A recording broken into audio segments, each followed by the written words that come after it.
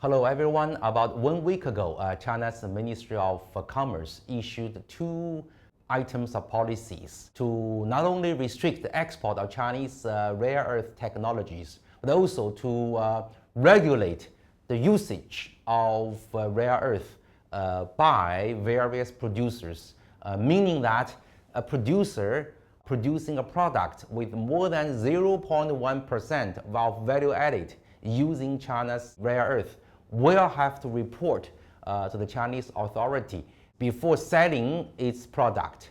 In other words, take the example of SML. SML is producer of the etching machine, okay? So the SML, before selling a piece of its equipment, it has to report and to get approval from China's Ministry of Commerce. Now this sounds very draconian, which I agree, I fully agree, okay?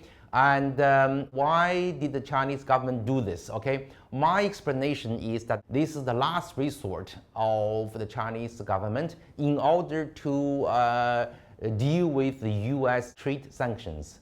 The US has increased its trade sanctions in the recent weeks, listing a lot of Chinese companies as unreliable entities and also enhancing its restriction on the export of computer chips to Chinese companies, okay? So I think this is a forced last resort of China's countermeasure of US trade policies. And also I believe this will work, okay? What do I mean by this? I believe that before the end of this month, the two countries will reach a deal.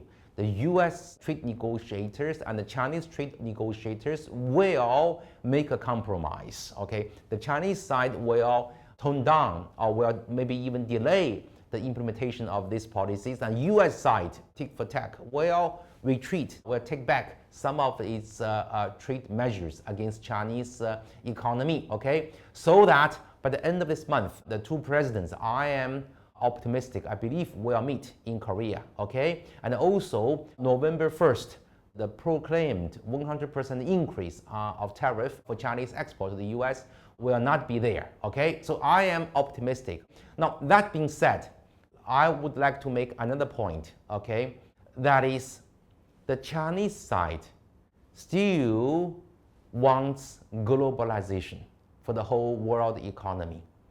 The Chinese side has its goal to maintain global supply chain, to maintain normal trade of technology, to maintain fair trade in technology.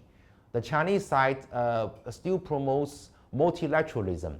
The Chinese side is still against unilateralism. The Chinese side is still against the bully of technology, of rules, and the Chinese side is against a lot of draconian measures.